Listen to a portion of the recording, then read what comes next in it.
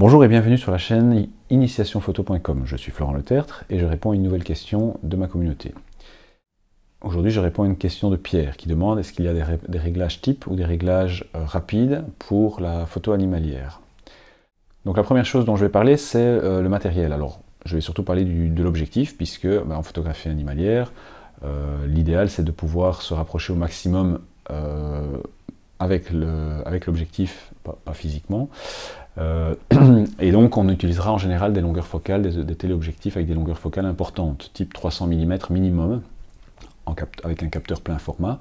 Donc si vous utilisez un capteur APS-C, vous pouvez vous contenter éventuellement d'un 200 mm. Et la raison pour laquelle il est important de connaître le type d'objectif qu'on utilise, c'est aussi parce que en fait, il va avoir une influence sur la vitesse d'obturation que vous allez utiliser.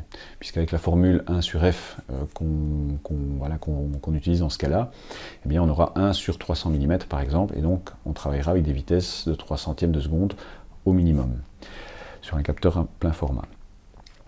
Alors, ça c'est pour la partie, on va dire, plutôt matériel, mais je ne m'y attarde pas trop puisque voilà, ça n'est pas le but de la question. Par contre, au niveau des réglages, donc moi, les réglages que j'utilise et que je recommande sont ceux-ci. Donc en général, je vais favoriser la priorité ouverture ou vitesse en fonction des conditions de lumière. Donc c'est surtout important de choisir ce réglage, ce mode de prise de vue en fonction de la lumière. Donc si vous êtes en pleine journée, plein soleil, vous pouvez éventuellement rester en priorité ouverture pour gérer l'ouverture, puisque l'appareil va vous donner des vitesses quand même relativement suffisantes par rapport au sujet et à la vitesse et au mouvement.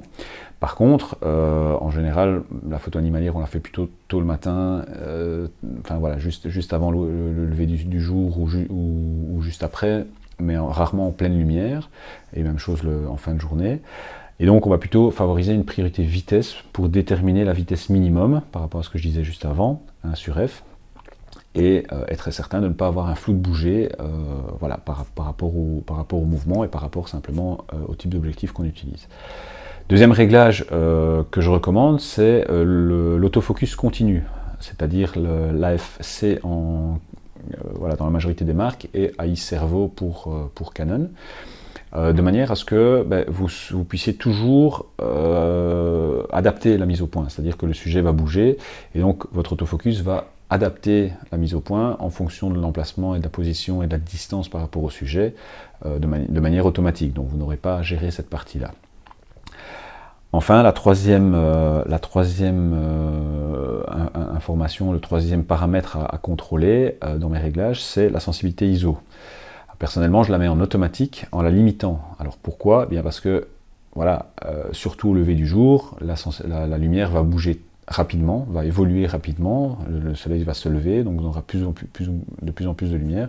Et donc, le fait de travailler en ISO automatique, l'appareil va donner les ISO qu'il peut, en fonction de la lumière qu'il y a, mais surtout il va l'adapter et vous aurez la meilleure sensibilité ISO en fonction des conditions de lumière disponibles. Par contre, toujours en sensibilité ISO, limitée, vous avez la possibilité dans les réglages de limiter la valeur maximum au-delà de laquelle en tout cas vous ne voulez pas aller. Donc personnellement, avec les boîtiers que j'utilise, je suis entre 5000 et 6400 ISO maximum au niveau de la sensibilité quand je suis en photo animalière. Donc voilà, pour résumer, au niveau des réglages, donc toujours commencer par le mode de prise de vue, donc choisissez priorité ouverture ou priorité vitesse en fonction de la lumière disponible. Si vous avez beaucoup de lumière, vous pouvez vous permettre de contrôler l'ouverture pour laisser entrer plus ou moins de lumière. Si vous êtes dans des conditions de lumière plutôt faibles ou compliquées, favorisez la priorité vitesse pour être certain d'avoir une vitesse minimum. Sinon vous allez avoir des photos floues directement, quoi. Donc voilà. La mise au point automatique pour adapter la mise au point en fonction du mouvement et de la position de votre sujet. Et enfin, la sensibilité ISO en automatique avec une limite maximum pour que l'appareil puisse gérer en fonction de la lumière disponible. Voilà, j'espère avoir répondu à cette question de manière détaillée et compréhensible. Et voilà, n'hésitez pas à laisser vos commentaires. Et je vous retrouve très bientôt pour une autre vidéo et une autre question.